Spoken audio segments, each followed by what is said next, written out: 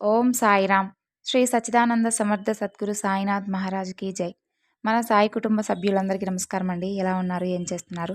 మీ అందరూ కూడా సంతోషంగా, క్షేమంగా, ఆరోగ్యంగా ఉండాలని, సాయినాథుని యొక్క ఆశీస్సులు మనపై ఎప్పుడూ ఉండాలని మనస్ఫూర్తిగా ఆ సాయిని వేడుకుంటూ ఈరోజు వీడియోని మొదలుపెడుతున్నాను.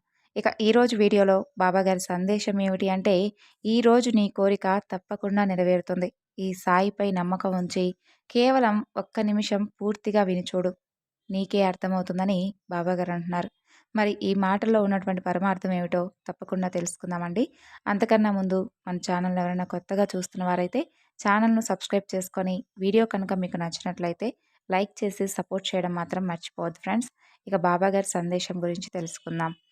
ఎన్నో రోజుల నుండి నీ కల, అలాగే నీ నిరీక్షణ ఈ రోజుతో నెరవేరబోతుంది. నీ కోరిక నెరవేరబోతుంది. సంతోషంగా ఈ సాయిపై కాసేపు నమ్మకం ఉంచి నా మాటలను పూర్తిగా ఆలకించు.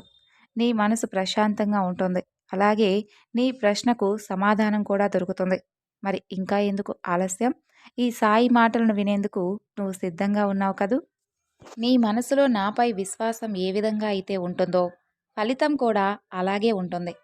నీవు ఏ పని గురించైనా సరే ఎక్కువగా ఆలోచిస్తూ నేను ఆ పనిలో ఓడిపోతానేమో ఓడిపోతానేమో అనుకుంటూ ఇలా భావిస్తూ ఉంటే మీరు తప్పకుండా ఓడిపోతారు.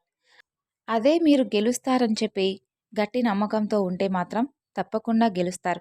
ఒకవేళ మీరు గెలవకపోయినా గెలిచేందుకు ఈ బాబా మిమ్మల్ని ప్రయత్నించి చూపించేలా చేస్తాడు. మిమ్మల్ని ఎట్టి పరిస్థితుల్లోనూ ఓడిపోయేటటువంటి పరిస్థితి మీకు కల్పించడు. బాబా కేవలం ఎప్పుడూ కూడా ఎవరికీ కూడా అన్యాయం చేయనటువంటి మీ తండ్రి, మీ గురువు. మీరు ఆయనకు ఎంత నమ్మకాన్ని ఇస్తారో తిరిగి అదే రెట్టింపు అయినటువంటి నమ్మకాన్ని, అలాగే మీకు కలిగేటటువంటి ప్రేమను ఆయన కూడా 100 రెట్లు మనపై కురిపిస్తాడు. చాలా అలసిపోయావు. నీ మనసు ఇప్పటికే ఎంతో ఒత్తిడికి గురవుతూ ఉంటుంది. నాకు బాగా తెలుసు. అందుకు కారణం ఏమిటో కూడా ఈ బాబాకు తెలుసు. ఆ సమస్యను నేటితో తొలగించి నీకు ప్రశాంతత చేకూర్చబోతున్నాను. కాలం పెట్టే పరీక్షలకు నేను కూడా అతీతుడును కాను. ఎంతటి వారైనా సరే ఆ పరీక్షలను ఎదుర్కోవడానికి సిద్ధంగా ఉండవలసిందే.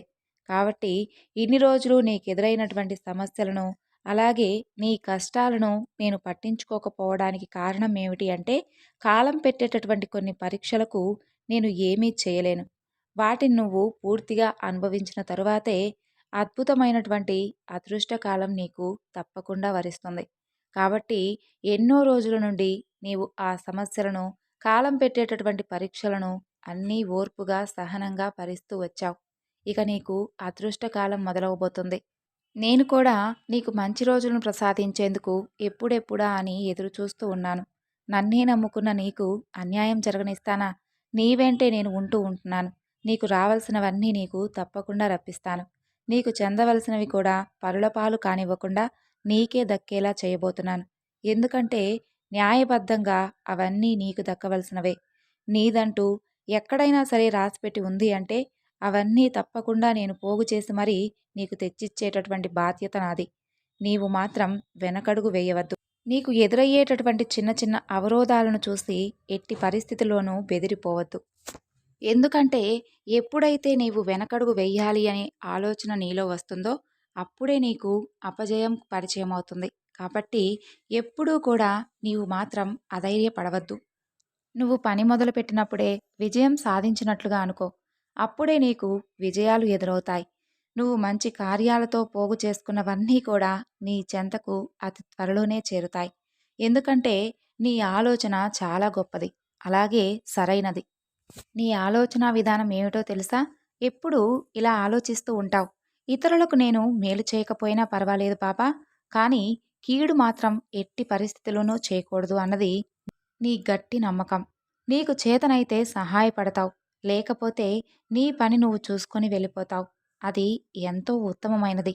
ఎవరికీ ఎటువంటి అన్యాయం జరగకూడదు అని నువ్వు ప్రతిరోజు మనస్ఫూర్తిగా నన్ను ఎప్పుడూ ప్రార్థిస్తూ ఉంటావు. నిజంగా అందుకు నీకు అభినందనలు. ఎందుకంటే ఇబ్బందులన్నీ వస్తే ఒక మనిషి ఎంతటి దారుణమైనటువంటి పరిస్థితికి వెళ్ళిపోతాడు అనేది నీకు బాగా తెలుసు కదా!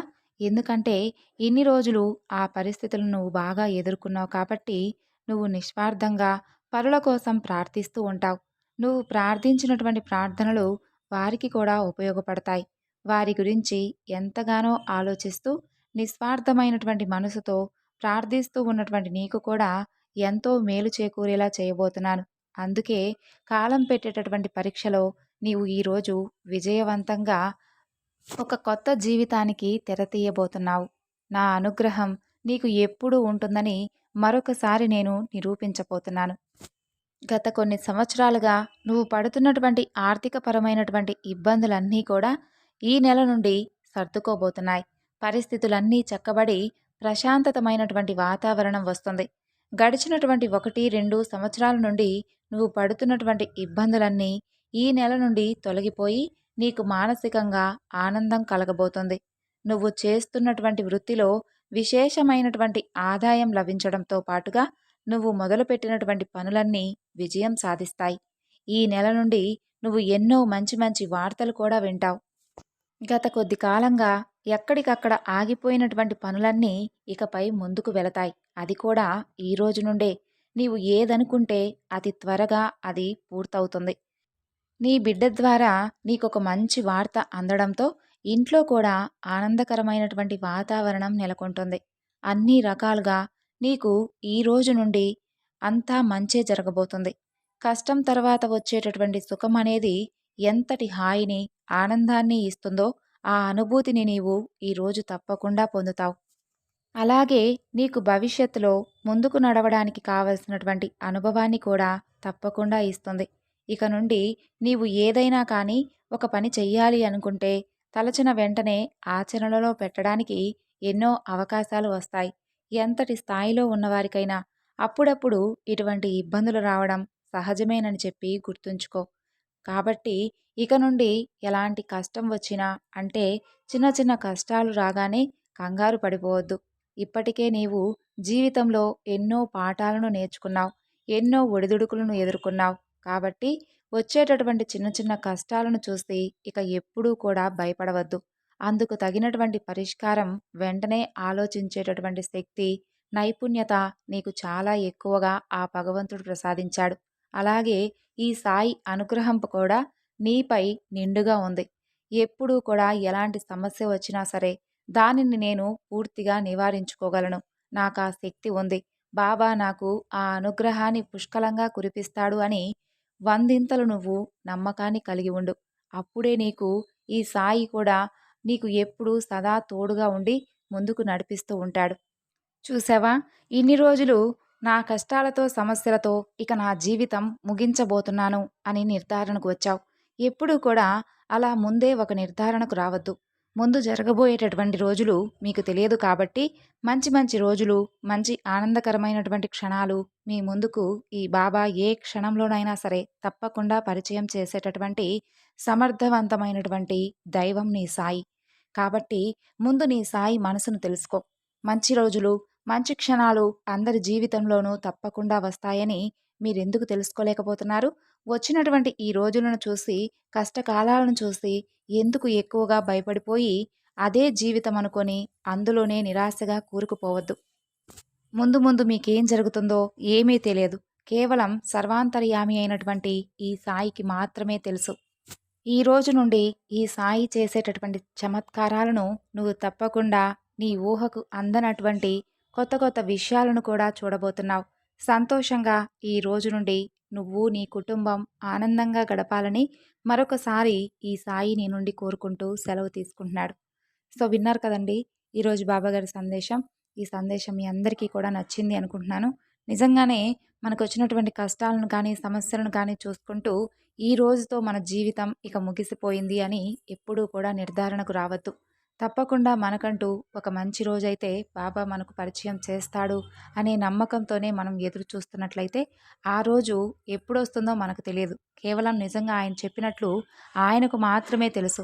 ఆ రోజు వచ్చేంత వరకు మనల్ని ఆయన అందుకే చెప్తుంటారు, శ్రద్ధ సబూరితో ఉండండి అంటూ. ఆ రోజును మనకు తప్పకుండా పరిచయం చేసేందుకు మనం ఎంతగా అయితే ఆరాటపడతామో దానికి 100 రెట్లు బాబా కూడా మనకు ఇవ్వాలని చెప్పి అంతే ఆతృతతో ఎదురు చూస్తూ ఉంటాడు. మరొక చక్కని బాబాగారి సందేశంతో మరలా రేపటి వీడియోలో కలుసుకుందాం. అంతవరకు నమస్కారం. ఓం సాయిరాం. సర్వే జనా సుఖినో భవంతు.